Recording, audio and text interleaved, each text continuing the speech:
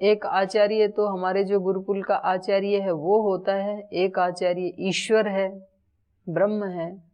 तो उन दोनों को ही व्यक्ति बिना तपस्या के तृप्त नहीं कर सकता है, क्योंकि वो आपके डिग्री डिप्लोमा के भूखे नहीं है जो आचार्य हैं। क्योंकि आचार्य तो होता ही वही है कि जिसने स्वयं किसी विराट लक्ष्य को अपने सामने रखा है और उसके लिए वो पुरुषार्थ कर रहा है। तो उसको आपने कोई लेसन सुना दिया, सूत्र सुना दिए, आपने अच्छे मार्क्स ले लिए, इतने से आचार्य तृप्त हो जाएंगे, ऐसा नहीं है। जैसे वो खुद होते हैं वैसा ही बनाना चाहते हैं। माता पिता कब तृप्त होंगे? जब उनके बच्चे या तो उनके जैसे हो या उससे आगे चले जाएं, उससे कम रहें तो उनको संतुष्टि नहीं होती है। फिर वो कहते हैं हमारे कुल में तो ऐसा कोई हुआ ही नहीं जैसे आप हो, तो फिर वो हमेशा अतृप्त ही रहते हैं। और अगर उस कुल में उस बच्चे ने अपने माँ बाप से भी वो आगे निकल गया उसकी उपलब्धियां, तो वो तृप्त हो जाते हैं कि इस बच्चे ने तो हमारे को तृप्त कर दिया।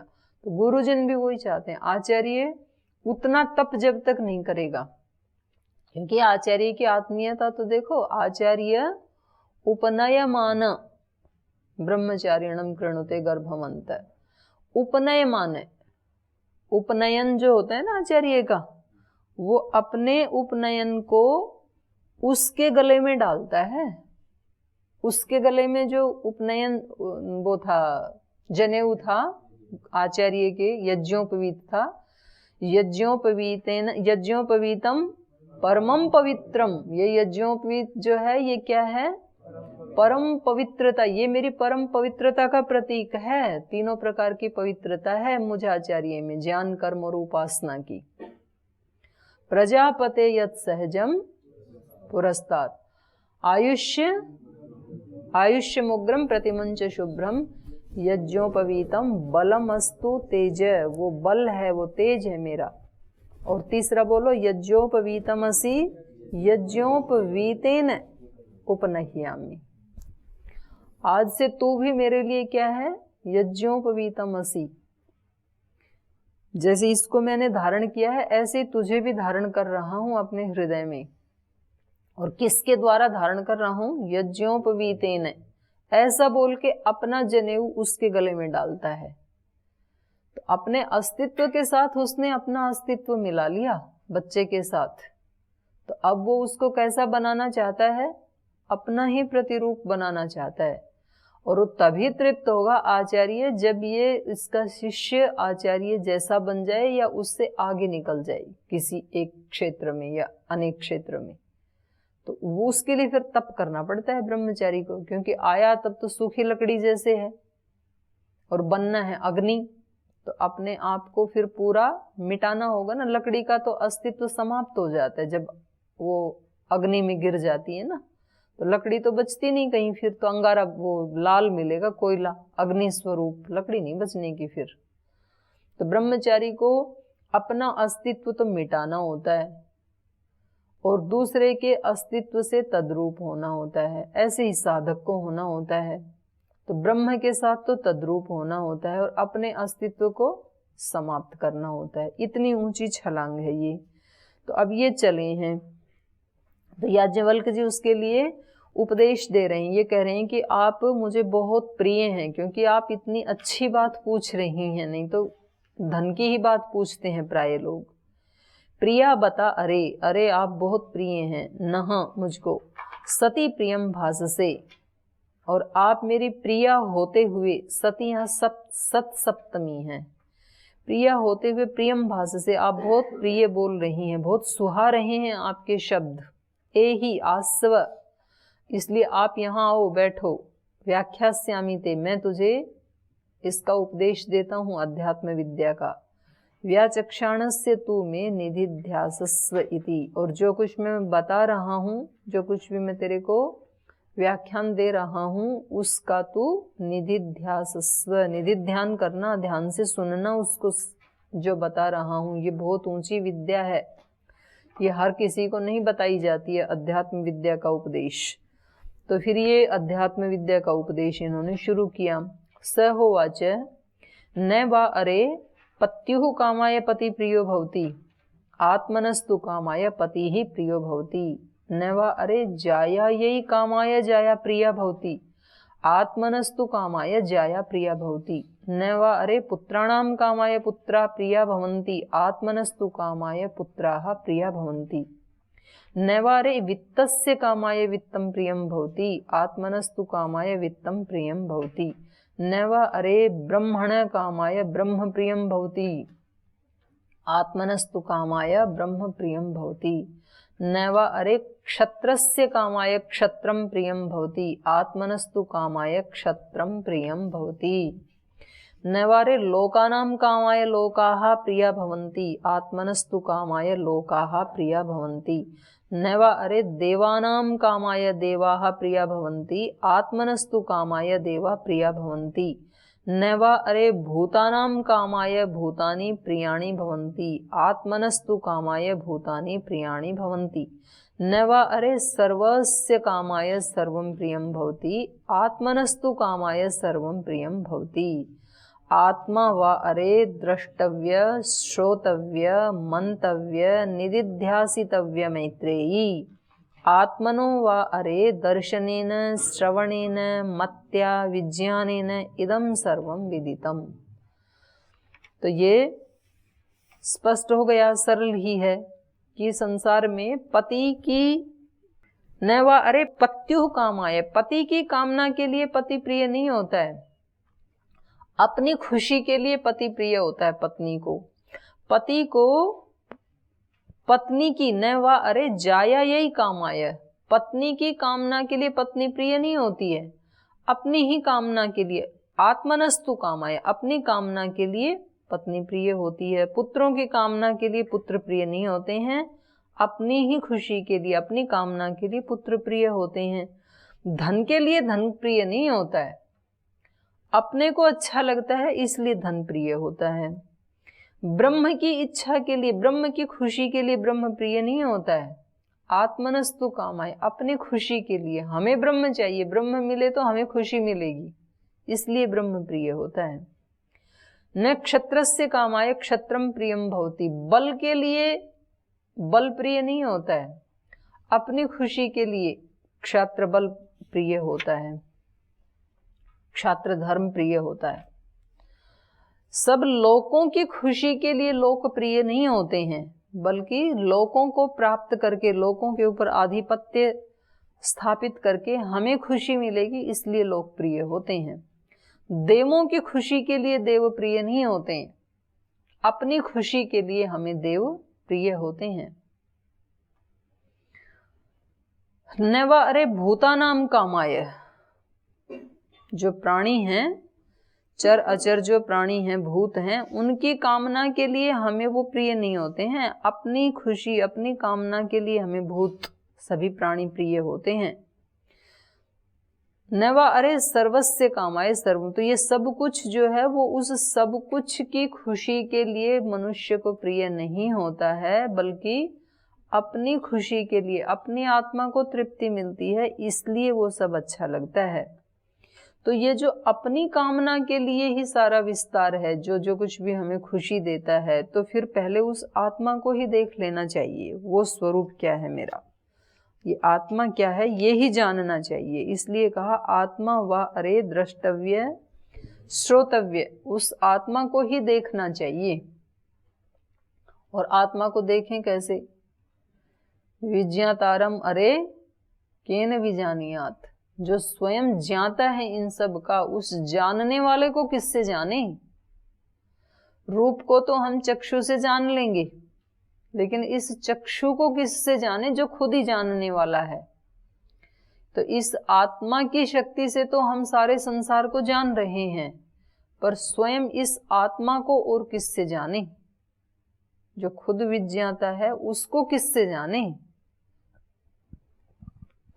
तो इसलिए कहा आत्मा वा अरे द्रष्टव्य, आत्मा को आत्मा से ही जाने। आत्मा वा अरे द्रष्टव्य, उस आत्मा को ही देखना चाहिए। श्रोतव्य, उसी को सुनना चाहिए, उसी का मनन करना चाहिए। निदिध्यासितव्य, मनन होता है एक बार जो पढ़ा है उसको एक बार रिपीट कर लेना, और निदिध्यासन होता है उसका बहुत गहराई से अन्वेषण करना। ऐसा क्यों हो गया, और एक निर्णय तक पहुंचना। निदिध्यासन। निदिध्यासितव्य मैत्रेयी आत्मा वा अरे दर्शनेन, इस आत्मा के दर्शन से, श्रवणेन इसके श्रवण से, मत्या इसके मनन से, विज्ञानेन इस आत्मा के विज्ञान से, इदम सर्वम विदितम, ये सब कुछ विदित हो जाता है, तीनों लोक विदित हो जाते हैं। इसलिए तीनों लोकों को धारण करना है तो पहले आत्मा को जान लो। अपने आप को जान लिया तो तीनों लोकों को जान लिया। अपनी आत्मा के ऊपर अपना ही संयम है, आत्म संयमी हो गए तो विश्व संयमी हो गई। फिर सारे विश्व के ऊपर हम संयम कर सकते हैं फिर, और हम जो चाहें वो करवा सकते हैं। क्योंकि जो ब्रह्मचारी है, जिसने अपनी आत्मा को जान लिया, जो आत्मवेत्ता है, उसके लिए फिर सारे देव सम्मनस हो जाते हैं, सारी दैवी शक्तियां फिर उसके अनुकूल हो जाती हैं। फिर तो उसको इशारा मात्र करना होता है, उसके इशारे से फिर सारे काम हो जाते हैं, हाथ जोड़ के खड़े होते हैं दूसरे लोग। तो इसलिए इस अध्यात्म विद्या को हमारे यहाँ सबसे ज्यादा बल दिया जाता था, क्योंकि पुरुषार्थ वहां करना चाहिए ना कि जिससे आउटपुट ज्यादा निकले। समझदार व्यक्ति तो वही करता है ना। तो आत्मा को यदि जान लिया तो सारी दुनिया को ही जान लिया, तो फिर सबसे पहले आत्मा को ही जाने। तो हमारे जो ऋषि थे वो बहुत ही बुद्धिमान थे। अभी तो लोगों को लगता है कि देखो ये आज के संसार में भी, या 21वीं सदी में भी कितने भोले लोग हैं, कितने बावले लोग हैं जो नौकरी को छोड़ करके और वहाँ जाके आश्रम में रह रहे हैं। वहाँ जाकर के इन्होंने ब्रह्मचर्य की दीक्षा ले ली है, वहाँ जाके इन्होंने सन्यास की दीक्षा ले ली है। कितने भोले हैं ये लोग। उनको पता नहीं है कि भोले नहीं है, ये सबसे ज्यादा समझदार लोग हैं, क्योंकि ये बड़ी चीज के लिए पुरुषार्थ कर रहे हैं, जिसको प्राप्त करके ये सारा ऑटोमेटिक ही इनके हाथ में आ जाएगा, उसके लिए पुरुषार्थ कर रहे हैं। वो थोड़े के चाहने वाले नहीं हैं, ये भूमा को चाहने वाले हैं। तो ये ज्यादा लोभी हैं, ये ज्यादा स्वार्थी हैं। कुछ नहीं छोड़ा इन्होंने। ये सब कहने की बात है कि इन्होंने सब त्याग दिया, त्यागा होगा कुछ नहीं। बड़े के लिए लालायित हैं, बड़े स्वार्थी हैं। संसार के लोग तो बेचारे छोटे छोटे स्वार्थी हैं, छोटे से स्वार्थ के लिए वो इतना करते हैं। ये तो बड़े स्वार्थी हैं, इनको बहुत कुछ चाहिए, सब कुछ चाहिए इनको, इसलिए ये लगे हैं इसमें। पर कभी कभी लगने वाले को भी पता नहीं होता है कि किसके लिए लगा हूं, और लगा हूं उधर कुछ कदम बढ़ भी रहे हैं कि नहीं बढ़ रहे हैं। कभी तो यात्रा ऐसी होती है ना, उसके कोल्लू के बैल जैसी, पूरे दिन भर घूमता है, वो तेल निकालता है तो एक राउंड गोल चक्कर में घूमता है ना, लेकिन शाम को पता लगता है कि पहुंचा कहीं भी नहीं, यात्रा कहीं नहीं हुई। घूमा तो पूरे दिन, पुरुषार्थ तो पूरे दिन किया, लेकिन पहुंचा कहीं भी नहीं, मंजिल पे नहीं पहुंचा, वहीं घूमता रहा बस एक ही जगह पे। तो कभी ऐसे होता है हमारे साथ कि सारे कार्य करके भी अंदर से कोई उपलब्धि नहीं होती है। जिसके लिए ये मार्ग चुना था, जिसके लिए हम इधर आए थे, उस तरफ अभी 4 इंच भी यात्रा हुई नहीं हमारी। कहने को तो 10, 20, 50 वर्ष बीत गए, लेकिन यात्रा 4 कदम क्या, 1 कदम भी आगे बढ़ी नहीं अभी। और कभी कभी तो बैक गियर और लग जाता है व्यक्ति, जितना घर से आया था कभी तो उतना भी नहीं बचता है, क्योंकि वो इतने प्रमाद में चला जाता है कि कई बहुत अच्छी आदतें थी जब घर से आया था तो, और यहाँ आकर के कभी वही आदतें छूट जाती हैं, ऐसे भी हो जाता है प्रमाद में। तो ये फकीरी दूर है, चढ़ना पेड़ खजूर है, चढ़ गए तो वाह वाह, गिर गए तो चकनाचूर है। इतना सरल नहीं है, ये बड़ा कठिन है। खजूर के पेड़ पे चढ़ने जैसा है, चढ़ गए तो फिर बड़ी वाह वाह, फिर तो सारा संसार क्या, तीनों लोक आपके हैं, और नहीं चढ़े तो फिर कुछ नहीं बचने का, फिर तो चकनाचूर है। क्योंकि दुविधा में दोनों गए, माया मिली ना, दोनों ही नहीं मिलेंगे। फिर वो भी नहीं मिला तो कम से कम संसारी आपसे अच्छे हैं, कुछ तो मिला। इसको तो कुछ भी नहीं मिला, और जो मिला वो भी क्या मिला, टेंशन मिली, डिप्रेशन मिला, तनाव मिला।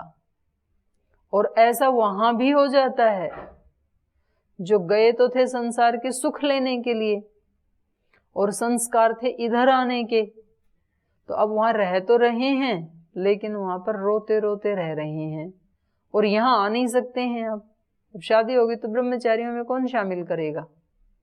तो ना वहां वाला उनको मिल रहा है ना यहाँ वाला मिल रहा है। तो ये बीच वाली स्थिति है, ये ज्यादा खतरनाक होती है। तो इसको कैसे पकड़ें?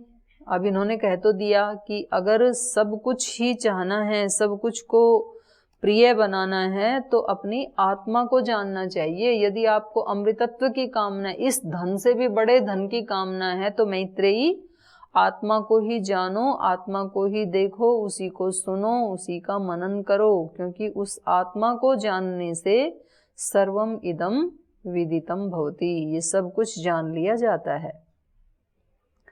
आगे कहा ब्रह्म तम पराद्याद्यो अन्यत्रात्मनो ब्रह्म वेद क्षत्रम तम परादात यो अन्यत्रात्मन क्षत्रम वेद लोकास्तम परादुर्यो अन्यत्रात्मनो लोकान वेद देवास्तम परादुर्यो अन्यत्रात्मनो देवान वेद भूतानि तम परादुर्यो अन्यत्रात्मनो भूतानि वेद सर्वं तम पराद्यादो अन्यत्रात्मन सर्वं वेद इदं ब्रह्म इदं क्षत्रम इमे लोका इमे देवा इमानि भूतानि इदं सर्वं यद अयम आत्मा। ब्रह्म तम परा अदात, यह अन्यत्र आत्मनो ब्रह्म वेद। ब्रह्म उसको परा अदात त्याग देता है, अपने से दूर कर देता है। किसको? यह अन्यत्र आत्मनो ब्रह्म वेद है, जो अपने से अन्यत्र कहीं ब्रह्म को ढूंढ रहा है, ब्रह्म को जान रहा है, अपने अंदर नहीं ढूंढ रहा है और अपने से अन्यत्र कहीं ब्रह्म की खोज कर रहा है, तो ब्रह्म उसको क्या कर देता है? परा अदात, अपने से परे कर देता है। क्योंकि सबसे निकट तो तेरे था, वहां तो ढूंढा नहीं, और अब बार बार ढूंढ रहा है तो कभी भी मिलेगा नहीं तेरे को फिर। ब्रह्म तम परा अदात, ब्रह्म उसको त्याग देता है, दूर कर देता है। यह अन्यत्र आत्मनो ब्रह्म वेद, जो आत्मा से अन्य कहीं अन्यत्र आत्मा के बारे में जानता है कि ब्रह्म कहीं और है, आत्मा में नहीं है, ऐसा जो जानता है। इसलिए ये बल किस पे देना चाह रहे हैं याज्ञवल्क्य? आत्म साक्षात्कार पे देना चाह रहे हैं कि पहले तो अपने आप को जान लो। और यही सभी महापुरुष भी यही कह रहे हैं। रमण महर्षि का तो टैग वाक्य यही है ना, मैं कौन, हु एम आई। कोई उनके पास आके कहते हैं स्वामी जी आज तो हम बहुत दुखी हो रहे हैं, तो बोल कोई नहीं, दुख को तो कर देंगे दूर, पर पहले ये ढूंढ के लाओ कि ये जो दुखी हो रहा है ये कौन है, ये मैं कौन है जो ये बोल रहा है, इसको जानो पहले। ये मैं है कौन जो कह रहा है कि मैं दुखी हो गया, पहले इसी को ढूंढो। एक संत गया कभी एक बार विदेश में, भारत का संत था, तो भारत वालों से ये अपेक्षा की जाती है कि ये तो सारे आत्मवेत्ता ही होते हैं, और था भी ऐसा देश, क्योंकि यहाँ अध्यात्म विद्या को ना सर्वोपरि माना जाता था हमारे यहाँ। तो जो भी कोई बाहर जाए तो सब लोगों को, ये भारत से आया है तो निश्चित रूप से आत्मवेत्ता होगा। तो एक राजा था वहाँ का, विदेश का, तो उसने कहा कि हमारा मन बड़ा अशांत रहता है, और हमने सुना है जो भारत से आते हैं वो मन को शांत कर देते हैं, तो क्या आप ऐसा कर पाएंगे क्या, ऐसे हैं आप? तो उन्होंने कहा कि हाँ बिल्कुल ठीक, आपने बिल्कुल ठीक सुना है, आपको शांत करवाना है। तो उन्होंने सोचा बड़ा विचित्र आदमी आ गया, ये तो ऐसे बोल रहा है कि जैसे कोई मशीन साथ में लाया हो। वो पूछते हैं ना कि आपके घुटने में दर्द, सींगी निकलवानी है, तो ये कह रहा है कि तेरे को मन शांत करवाना है। तो उन्होंने कहा कि हाँ, ये आज तक भी बहुत लोग आए, तो उन्होंने तो उपाय बताए थे कि आप ऐसे बैठना, प्राणायाम करना, ध्यान करना, तो आपका मन शांत हो जाएगा। और ये विचित्र आदमी है, ये मेरे से कह रहा है कि करवाना है, जैसे तो ये मतलब कोई जड़ी बूटी वहां लगाएगा और मन शांत हो जाएगा। तो मन शांत किसको नहीं करवाना। उन्होंने कहा कि चलो इतने लोगों को ट्राई किया, इसको भी कर लेते हैं, जाता क्या है। बोले हाँ करवाना है। और ये राजा की बात नहीं, आप वहां बैठे होते तो आप भी सारे यही उत्तर देते कि हाँ करवाना है, क्योंकि मन तो सबको शांत करवाना है अपना। तो उन्होंने कहा ठीक है, कल आ जाना सुबह सुबह 4 बजे। और आना 4 बजे का मतलब 4 बजे ही, अगर आप 5 मिनट लेट आए तो किसी और को अपॉइंटमेंट मिल जाएगा, लेट हो गए तो फिर आपका नंबर नहीं आएगा, क्या पता कोई दूसरा आ जाए उससे पहले। तो आप 4 बजे आ जाना, हम आपका मन शांत कर देंगे। तो इन्होंने ये भाई ऐसे लगा कि बड़ा विचित्र आदमी है, कोई इसके पास कोई जड़ी बूटी है, कोई दवाई है, कोई मशीन है, पर चलो देखते हैं ये करता क्या है, क्योंकि लगता तो पागल ही है, ऐसे कोई बोलेगा कि करवाना है क्या। चलो तो गया राजा। तो उसने सुबह सुबह फिर उसको सूचना भिजवा दी, फोन कर दिया कि देखो आते समय ना अपने अशांत वाले मन को साथ ले आना, ताकि हम उसको शांत कर सकें, उसको ना भूलाना, कहीं छोड़ना आना। तो उसने कहा कि ये भी कोई बात, जब मैं जा रहा हूं तो मेरे साथ साथ मन भी तो जा ही रहा है ना, तो ऐसे मेरे से कह रहा है जैसे तो कोई अलमारी में रखी हुई चीज थी। तो चलो पाला तो पड़ गया बुद्धू आदमी से, पागल आदमी से, तो चलो देख लेते हैं, कोई बात नहीं। वो चला गया। उन्होंने कहा मन लेके आए, जो अशांत मन था जिसको शांत करवाना था उसको साथ लाए कि नहीं लाए। तो उसने कहा कि ये कोई बात है, जब मैं आ गया तो मन भी आ ही गया, मन कोई अलग जगह रहता है क्या, मेरे साथ ही तो मन रहता है। उसने कहा कि ये कोई जरूरी नहीं है कि जहां आप हो वहां आपका मन भी हो, ये जरूरी नहीं होता है। तो उसको लगा हाँ ऐसे तो हो जाता है। अब आप यहाँ कक्षा में बैठे हो तो जरूरी नहीं है आप सबका मन भी यहाँ है। कईयों का तो रोटियों पे जा चुका होगा कि 12 बज गए, दाल बन गई होगी, चावल परोस दिए होंगे, डोंगे में डल गए होंगे। किसी का परीक्षा में जा रहा होगा कि उपनिषद दर्शन वो गीता सुनानी है, तो कितना याद है, कितना दोहराना है। तो जरूरी नहीं है कि जहां आदमी हो वहां उसका मन भी हो। तो राजा को एकदम से क्लिक हुआ कि बावड़ा लग रहा था, है तो सियाना आदमी, तो लग रहा था पागल है, बात तो ठीक ही कह रहा है। तो फिर भी उसने थोड़ा संयम करके बोला नहीं महाराज मैं यहाँ हूं तो मन भी यहाँ है। बोल देख लो। उसने थोड़ी आंखें बंद की, बोले मेरे को तो ऐसे लग रहा है कि आपका मन मोची की दुकान पे खड़ा है। तो बोले तो हद हो गई, आपको कैसे पता लगा? क्योंकि आते समय मेरा जूता टूट गया था, तो मैं सोच रहा था कि ये मन तो शांत होते रहेंगे, जूता जरूरी है। तो उसकी दुकान, बोले अभी तो दुकान खुली भी नहीं है, मोची जगह भी नहीं है, 4 बजे हैं और तू खड़ा है उसकी दुकान के ऊपर। तो उसने कहा हाँ आपने बिल्कुल ठीक पकड़ा, क्योंकि वो एक सूत्र आता है ना विभूति पाद में, पर शरीर आवेश है। क्या सूत्र है विभूति पाद में?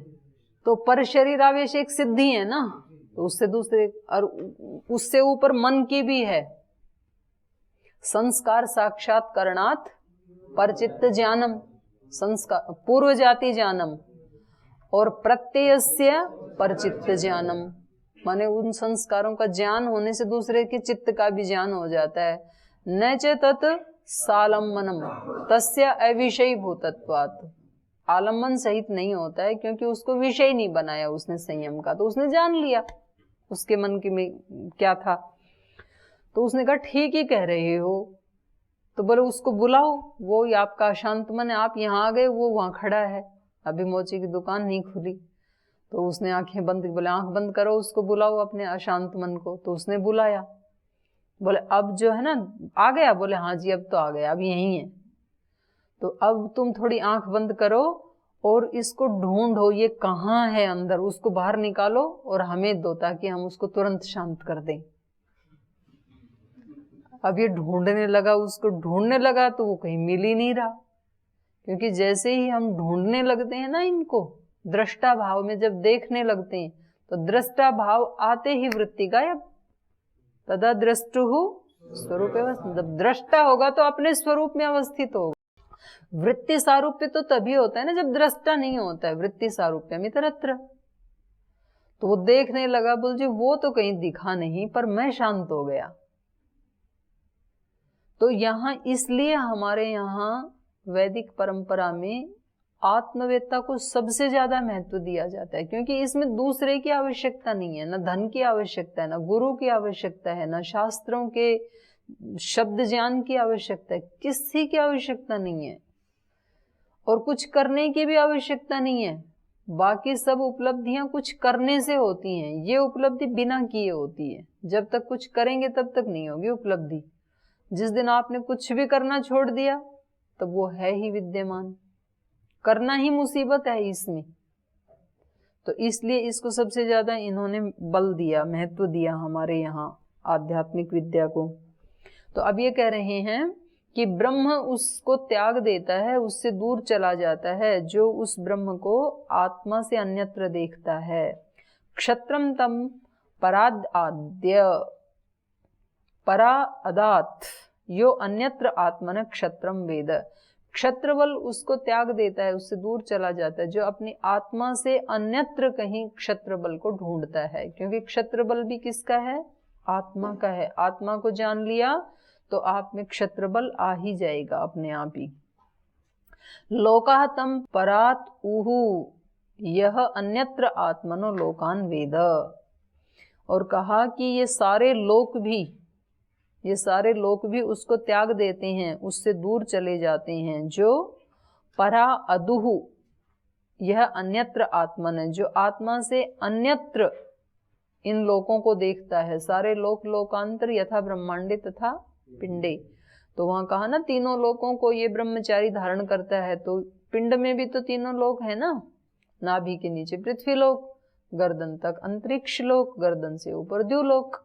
तो इस सारे अस्तित्व को वो धारण करता है, तो ऐसे वो भार भी कर लेगा फिर। तो यहां भी यही कहा, लोकाः तम पराद्यु यह अन्यत्र आत्मनः लोकान वेद। ये सारे लोक उसको त्याग देते हैं, उसको छोड़ देते हैं जो परा अदुहु अन्यत्र आत्मन, आत्मा से अन्यत्र इन लोकों को कहीं देखता है, ढूंढता है। देवाः तम परादु यह अन्यत्र आत्मनो देवान वेद। देव भी उसको परा अदु, इसको हटा देते हैं, इसको त्याग देते हैं जो देवों को अपनी आत्मा से अन्यत्र देखता है। भूतानि तम परादु यो अन्यत्र आत्मन भूतानि वेद। सर्वम तम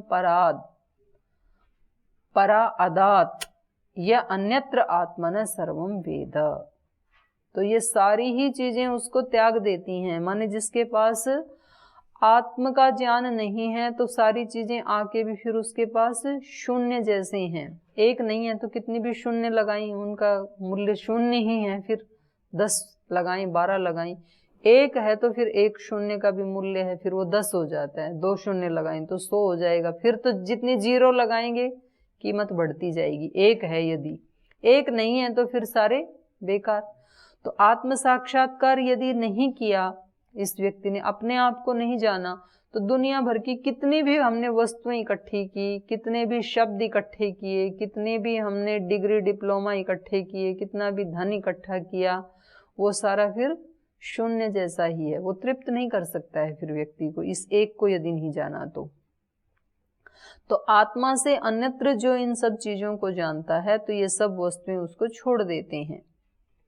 सर्वम इदम वेद इदम ब्रह्म इदम क्षत्रम, क्योंकि ये आत्मा ही ब्रह्म है, ये आत्मा ही क्षत्र बल से युक्त है। इमे लोकाः, इस आत्मा में ही सारे लोक लोकांतर प्रतिष्ठित हैं। इमे देवा, इस आत्मा में ही सारी दैवी शक्तियां, दिव्य शक्तियां प्रतिष्ठित हैं। इमानि भूतानि, इस आत्मा में ही ये सारे भूत आश्रय लेते हैं, प्रतिष्ठित हैं। इदम सर्वम यत अयम आत्मा, ये जो आत्मा है ये ही सब कुछ है। तो ये जो भाषा है ये वेदांत जैसी भाषा है कि आत्मा को यदि सर्वस्व मान करके हमने उसके ऊपर ज्यादा गंभीरता से यदि फोकस किया तो सब कुछ हमें मिल जाएगा। और उसको छोड़ के यदि हम बाहर अन्यत्र खुशियां ढूंढने के लिए, समाधान ढूंढने के लिए दौड़े तो हमें कहीं भी खुशियां और समाधान तो नहीं मिलेंगे, उल्टा और ज्यादा हम संकट में फंस जाएंगे। तो ये आत्मा की महत्ता का प्रसंग है, ये शेष हम कल की कक्षा में पढ़ेंगे। आज ही कक्षा को विराम देते हैं।